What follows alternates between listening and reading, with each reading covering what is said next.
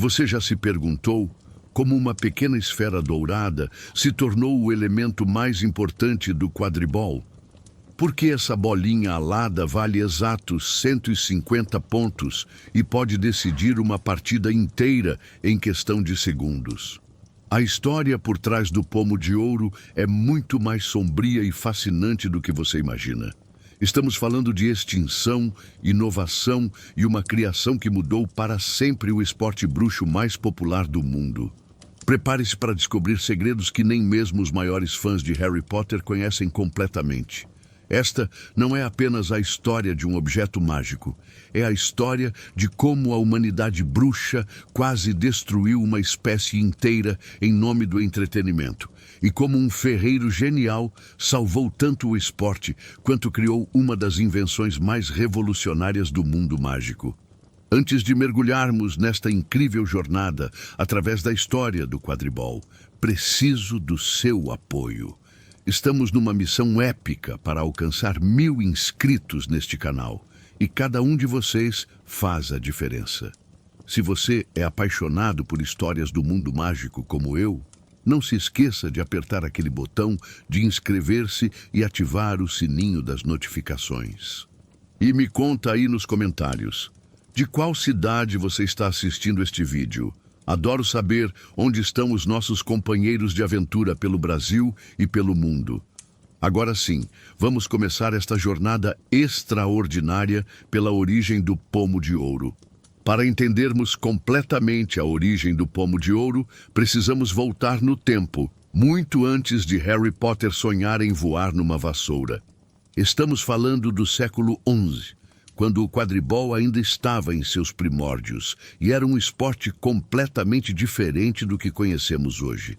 Naquela época, o jogo que viria a se tornar o quadribol era praticado numa região pantanosa chamada Quidditch Marsh.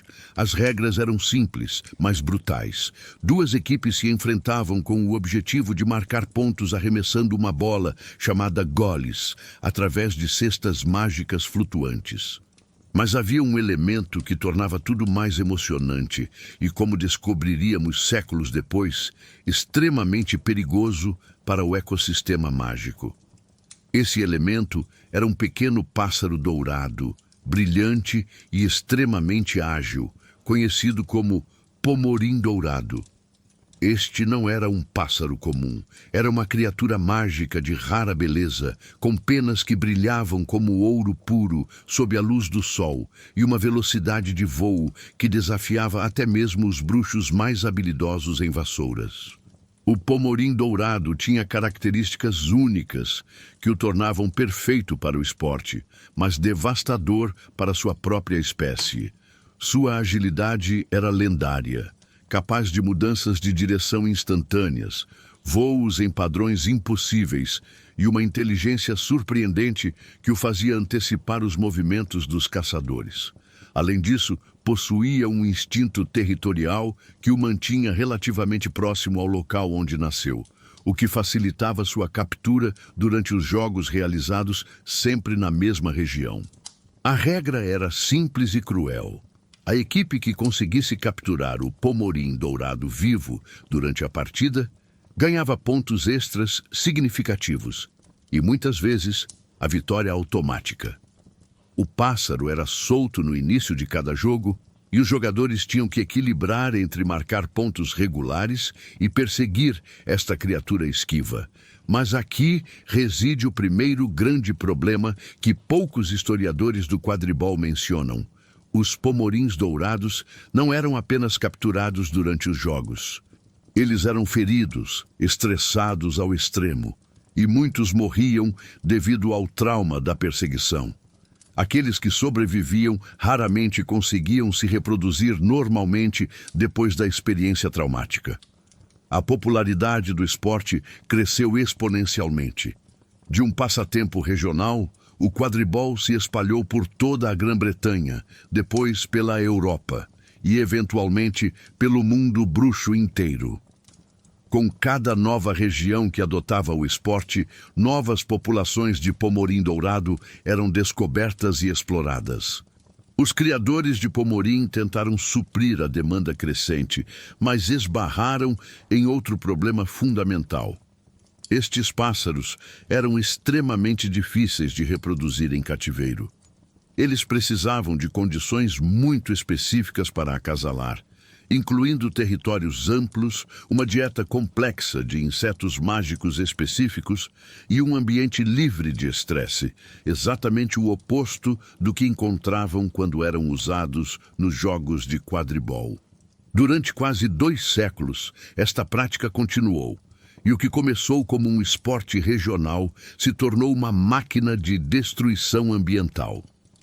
Times profissionais começaram a surgir, cada um precisando de seu próprio suprimento de pomorins dourados para treinos e jogos. A pressão sobre as populações selvagens se tornou insustentável. Registros da época mostram que um único time profissional poderia usar entre 50 a 100 pomorins dourados em uma única temporada. Multiplique isso pelos centenas de times que existiam apenas na Europa e você terá uma ideia da escala do problema. O século XIII trouxe as primeiras preocupações sérias sobre a população de pomorins dourados. Magizologistas da época começaram a notar algo alarmante. Em regiões onde o quadribol era praticado há décadas, os pomorins estavam se tornando cada vez mais raros de se encontrar na natureza. O primeiro estudo oficial foi conduzido por Elfrida Klage, uma magizologista pioneira que dedicou sua vida ao estudo das criaturas mágicas voadoras. Seus registros, preservados na Biblioteca de Alexandria Mágica, revelam dados chocantes. Entre 1200 e 1250, a população de pomorins dourados havia diminuído em aproximadamente 70% nas regiões onde o quadribol era praticado regularmente. Mas o problema ia além dos números. Klage descobriu que os pomorins que sobreviviam aos jogos desenvolviam comportamentos anômalos. Muitos se tornavam agressivos com outros membros de sua espécie, perdiam seus padrões migratórios naturais e, mais preocupante ainda, muitas fêmeas paravam completamente de pôr ovos. A comunidade bruxa da época, no entanto, estava dividida. Os organizadores de jogos de quadribol argumentavam que a captura era temporária. Afinal, os pássaros eram libertados após cada jogo.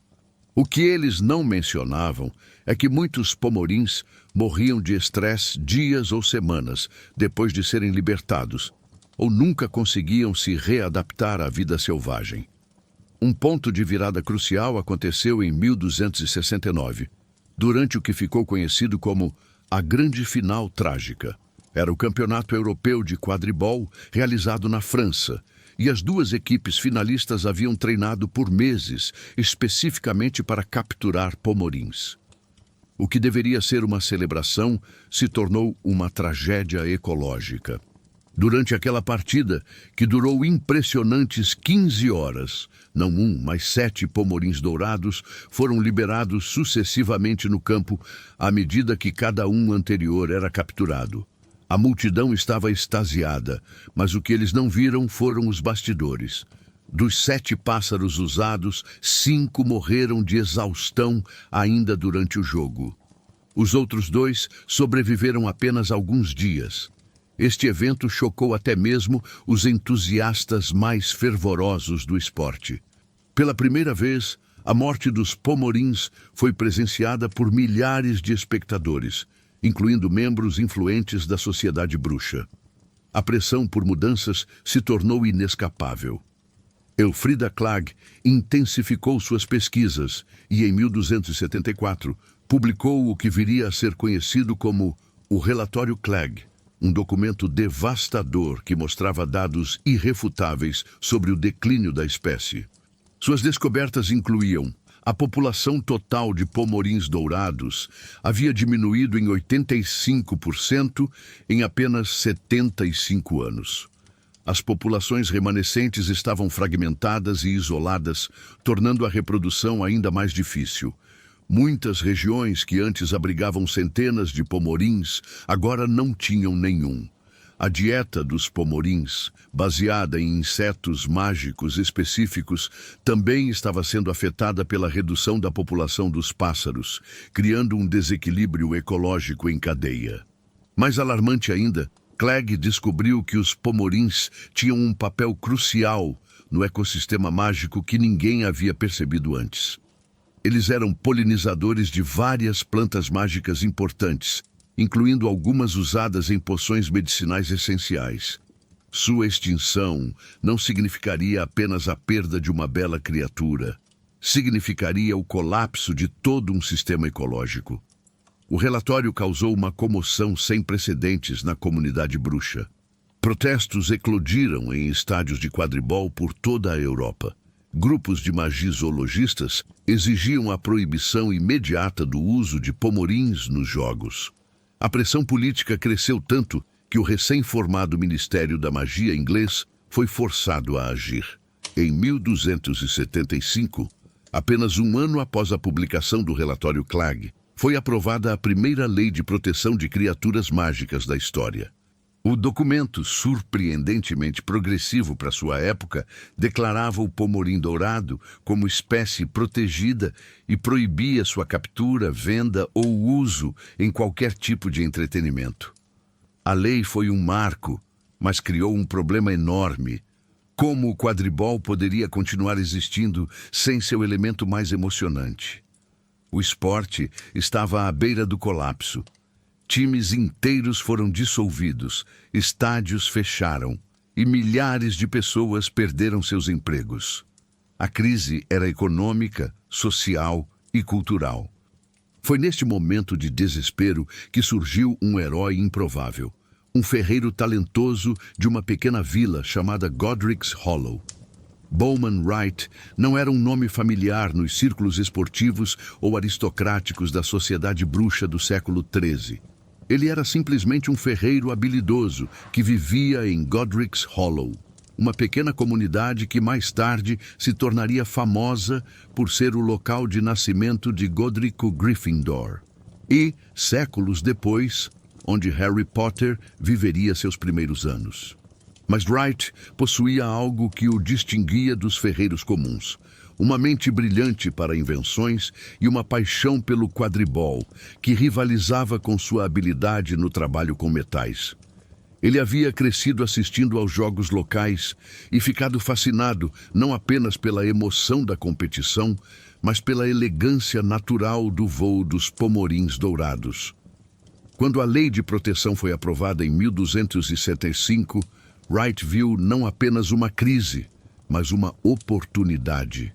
Ele havia passado anos observando os pomorins durante os jogos, estudando seus padrões de voo, suas manobras evasivas e sua incrível agilidade. Mais importante ainda, ele entendeu que o que tornava o quadribol emocionante não era necessariamente o fato de ser um animal vivo, mas sim o desafio da captura de algo quase impossível de se pegar. Wright começou seus experimentos em sua oficina nos fundos de sua casa. Seus primeiros protótipos eram rudimentares, esferas de metal simples enfeitiçadas para voar em padrões aleatórios. Mas eles não capturavam a essência do que tornava os pomorins especiais. Faltava algo fundamental. O avanço veio quando Wright percebeu que não bastava replicar o movimento. Ele precisava replicar a inteligência. Os pomorins não voavam aleatoriamente. Eles reagiam aos movimentos dos jogadores, antecipavam tentativas de captura e desenvolviam estratégias próprias durante o jogo. Eles tinham personalidade. Por 3 anos, Wright trabalhou obsessivamente em seu projeto. Ele estudou não apenas os padrões de voo, mas também a psicologia da caça. Consultou magizoologistas, conversou com ex-jogadores de quadribol e até mesmo conseguiu permissão especial para observar alguns dos últimos pomorins em cativeiro em um santuário de conservação. Suas anotações desse período, descobertas séculos depois durante renovações em Godric's Hollow, revelam a profundidade de sua pesquisa. Ele havia catalogado mais de 200 padrões de voo diferentes, identificado 17 estratégias evasivas distintas e até mesmo desenvolvido uma teoria sobre como os pomorins liam as intenções dos jogadores através de micromovimentos corporais. O projeto de Wright envolveu algumas das magias mais complexas já aplicadas a um objeto inanimado até aquela época. Primeiro, ele teve que resolver o problema da propulsão. As asas não podiam ser meramente decorativas. Elas precisavam funcionar como as asas reais, gerando sustentação e permitindo manobras precisas. Para isso, ele desenvolveu um sistema de encantamentos que sincronizava o movimento das asas com correções mágicas de trajetória. Segundo, ele enfrentou o desafio da inteligência artificial mágica. O pomo precisava ser capaz de reagir aos movimentos dos jogadores de forma aparentemente inteligente, mas sem possuir consciência real, que seria eticamente problemático. Wright criou um sistema complexo de feitiços condicionais que davam ao pomo a capacidade de aprender durante o jogo, tornando-se mais difícil de capturar conforme a partida progredia. Terceiro, havia a questão da durabilidade. Os pomorins eram frágeis e frequentemente feridos durante as tentativas de captura. O pomo de Wright precisava ser resistente o suficiente para suportar o manuseio agressivo sem perder sua funcionalidade. Finalmente, e talvez mais crucialmente, Wright implementou o que ele chamou de memória de carne. Esta foi sua invenção mais genial e também a mais controversa. O pomo seria capaz de lembrar do primeiro toque humano que recebesse, criando uma conexão única entre o objeto e a pessoa. Esta característica não apenas adicionava um elemento poético ao jogo, mas também tinha aplicações práticas importantes para a arbitragem. O primeiro teste oficial do pomo de ouro de Wright aconteceu em 1278, durante uma partida experimental entre duas equipes locais de Godric's Hollow. O resultado foi além das expectativas mais otimistas. O pomo voou com a graça de um pomorim real, reagiu inteligentemente às tentativas de captura e proporcionou uma experiência de jogo tão emocionante quanto os pomorins, mas sem qualquer custo ecológico. A notícia se espalhou rapidamente pelo mundo do quadribol. Em questão de meses, delegações de toda a Europa chegaram a Godric's Hollow para testemunhar a invenção de Wright. O feedback foi unanimemente positivo, com muitos comentando que o pomo artificial, na verdade, oferecia uma experiência de jogo mais consistente do que os pomorins reais, que podiam variar drasticamente em comportamento dependendo de seu humor e condições físicas. Wright imediatamente começou a produção em massa, mas enfrentou desafios únicos. Cada pomo precisava ser crafteado individualmente, com encantamentos aplicados manualmente. O processo levava aproximadamente uma semana por pomo, e Wright era o único que possuía o conhecimento completo da técnica. Percebendo que não conseguiria atender à demanda sozinho, Wright tomou uma decisão que muitos consideraram estranha na época. Ele decidiu treinar outros artesãos em sua técnica, mas se recusou a patentear sua invenção. Sua filosofia era de que o quadribol pertencia a todos os bruxos, e sua invenção deveria estar disponível para qualquer um que quisesse continuar praticando o esporte. Esta decisão generosa teve consequências profundas. Oficinas de pomos de ouro começaram a aparecer em todo o mundo mágico, cada uma adicionando suas próprias melhorias e refinamentos à invenção original de Wright. O pomo evoluiu rapidamente, tornando-se não apenas um substituto para os pomorins, mas uma melhoria significativa do jogo original. A invenção de Wright não apenas salvou o quadribol, ela o revolucionou completamente. Nos anos seguintes à introdução oficial do pomo de ouro, o esporte experimentou mudanças fundamentais que o transformaram na forma que conhecemos hoje. A primeira grande mudança foi na consistência do jogo. Com pomorins reais, cada partida era imprevisível, não apenas devido à habilidade dos jogadores, mas também devido ao temperamento individual de cada pássaro. Alguns pomorins eram naturalmente mais agressivos e difíceis de capturar, enquanto outros eram mais dóceis. Esta variabilidade, embora emocionante, tornava difícil comparar performances entre diferentes jogos ou temporadas. O pomo de ouro padronizou a experiência. Cada pomo era calibrado para oferecer o mesmo nível de desafio, permitindo que as vitórias fossem verdadeiramente baseadas na habilidade dos jogadores, ao invés da sorte de pegar um pomorim particularmente lento ou rápido. Esta mudança foi fundamental para o desenvolvimento do quadribol como esporte profissional sério. A segunda revolução foi na segurança dos jogadores. Os pomorins, quando acuados, às vezes se tornavam agressivos, usando seus bicos afiados para atacar os jogadores que tentavam capturá-los. Ferimentos eram comuns, e algumas carreiras promissoras foram encerradas precocemente devido a lesões causadas por pomorins em pânico. O pomo de ouro eliminou completamente este risco. Mesmo quando capturado com força excessiva, o objeto não oferecia perigo aos jogadores. Esta maior segurança permitiu que os jogadores adotassem táticas mais agressivas e arriscadas na caça ao pomo, elevando o nível técnico do jogo. Mas talvez a inovação mais significativa tenha sido a introdução do conceito de memória de carne. Esta característica única do pomo de ouro não tinha equivalente nos pomorins reais e abriu possibilidades completamente novas para o esporte. A memória de carne funcionava através de um encantamento complexo que permitia ao pomo gravar magicamente a impressão da primeira pessoa que o tocasse após sua ativação. Esta gravação incluía não apenas a impressão física, mas também uma espécie de assinatura mágica única de cada indivíduo. Do ponto de vista esportivo, isso significava que o próprio pomo poderia testemunhar quem o havia tocado primeiro, eliminando controvérsias que às vezes resultavam em distúrbios nos estádios. Mas as implicações da memória de carne iam muito além do esporte. Wright havia inadvertidamente criado um dos dispositivos de segurança mágica mais sofisticados de sua época.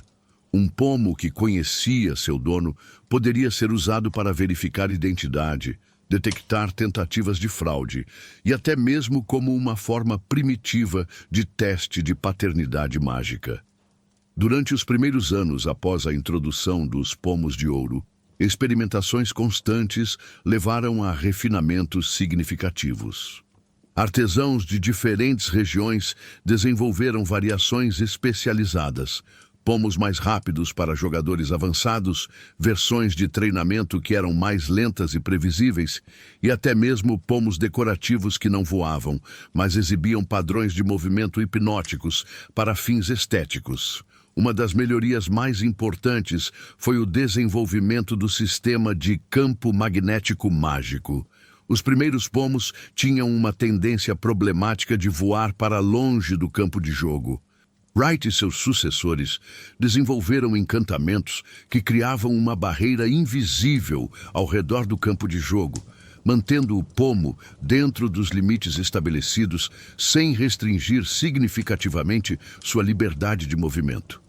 Outra inovação crucial foi a padronização das especificações. Em 1285, apenas 7 anos após a primeira demonstração pública, o Conselho Internacional de Quadribol estabeleceu regulamentos oficiais para os pomos de ouro.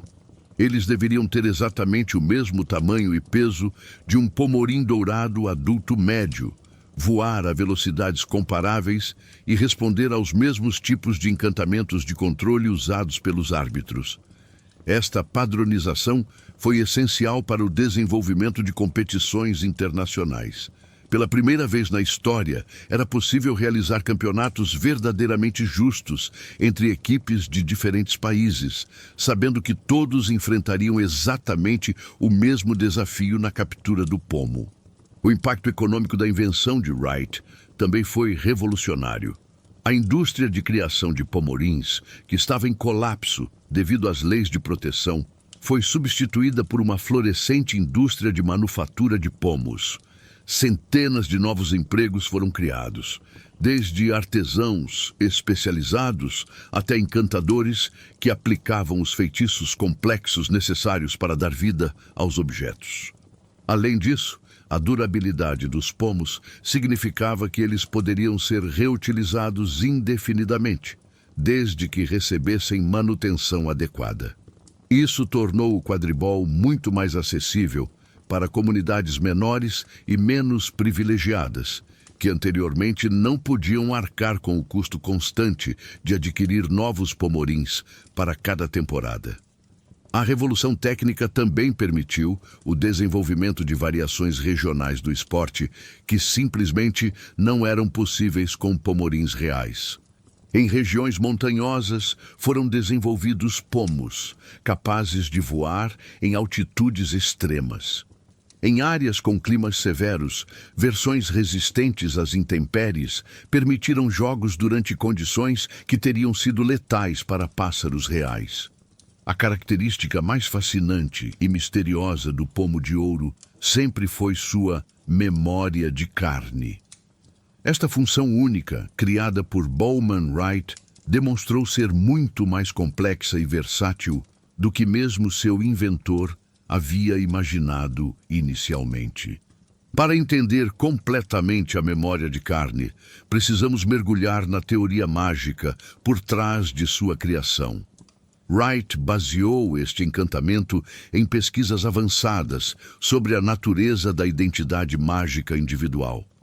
Cada bruxa e bruxo possui o que os teóricos mágicos chamam de assinatura taumatúrgica, uma combinação única de energia mágica, traços físicos e características psicológicas que é impossível de falsificar ou duplicar.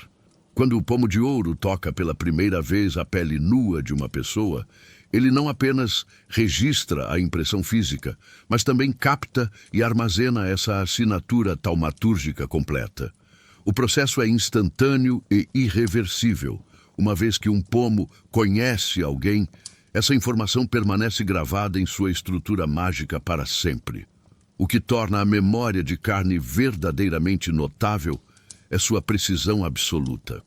Mesmo décadas depois do primeiro contato, um pomo pode identificar instantaneamente a pessoa que o tocou originalmente, mesmo que ela tenha envelhecido, mudado fisicamente, ou até mesmo tentado disfarçar sua identidade através de polipoção ou outros métodos de transformação mágica. Durante os primeiros anos de uso dos pomos, esta característica foi vista principalmente como uma curiosidade interessante e uma ferramenta útil para resolver disputas esportivas. Mas logo se tornou claro que Wright havia criado acidentalmente uma das tecnologias de segurança mais avançadas do mundo mágico. Foi esta propriedade particular da memória de carne que, séculos mais tarde, Alvo Dumbledore exploraria para criar um dos dispositivos de segurança mais engenhosos da história mágica moderna. Durante suas pesquisas sobre as relíquias da morte, Dumbledore percebeu que a memória de carne poderia ser usada não apenas para a identificação, mas também como um mecanismo de liberação extremamente específico. Ele teorizou que um pomo programado adequadamente poderia ser configurado para responder não apenas ao toque de uma pessoa específica, mas também a ações ou intenções específicas dessa pessoa. Esta teoria levou Dumbledore a desenvolver o que ele chamou de encantamento de liberação condicional, uma modificação da memória de carne padrão que permitia ao pomo responder a gatilhos comportamentais ou emocionais específicos, além do simples reconhecimento de identidade. O primeiro teste desta tecnologia avançada foi realizado em Hogwarts, usando um pomo que Dumbledore havia pessoalmente encantado para responder apenas a Harry Potter, e apenas quando Harry demonstrasse uma aceitação genuína de autossacrifício. O teste foi bem sucedido, estabelecendo as bases para o que viria a ser uma das estratégias mais cruciais na derrota de Voldemort. A história do Pomo de Ouro atinge seu clímax mais emocionante e significativo através de sua conexão com Harry Potter e os eventos finais da Segunda Guerra Bruxa. O que começou como uma invenção para salvar um esporte se tornou instrumental na salvação de todo o mundo mágico. Alvo Dumbledore, com sua compreensão profunda tanto da magia antiga quanto das inovações mais modernas, reconheceu no Pomo de Ouro o veículo perfeito para seus planos mais complexos e cruciais. Sua escolha não foi casual. Ela representou a culminação de séculos de desenvolvimento mágico, desde a invenção original de Wright até as refinações mais avançadas da memória de carne. O pomo que Dumbledore escolheu para seus propósitos tinha uma história própria fascinante. Era o primeiro Pomo de Ouro que Harry Potter havia capturado durante seu primeiro jogo de quadribol em Hogwarts. Este detalhe não foi uma coincidência, mas uma escolha deliberada e profundamente significativa por parte do diretor de Hogwarts.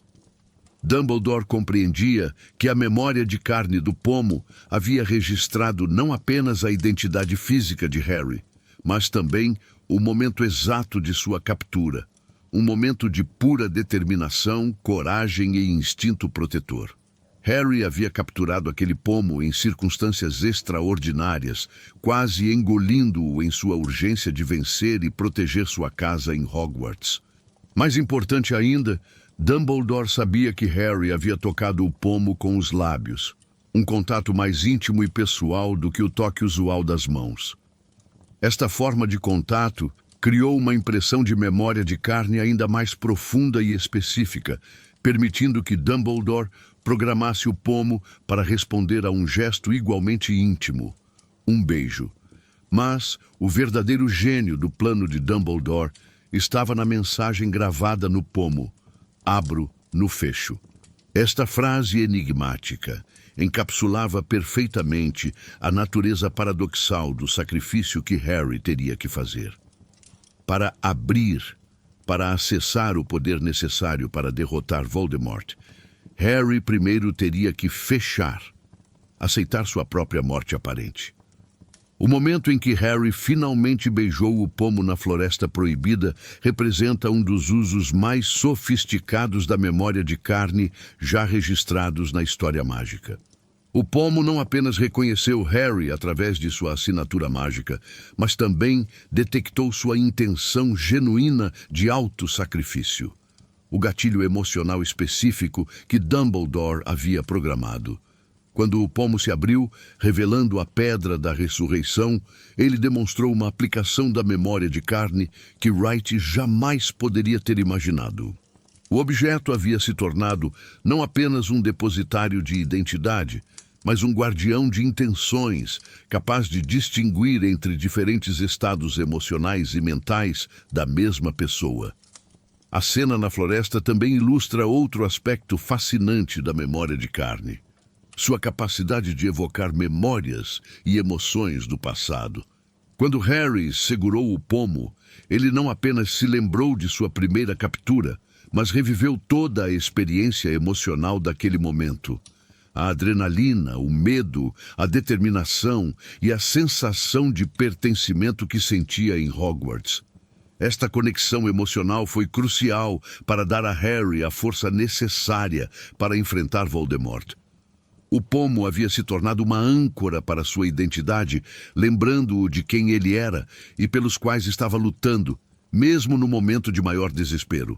Após a derrota de Voldemort, o pomo usado por Dumbledore se tornou uma das relíquias mais estudadas e reverenciadas do mundo mágico.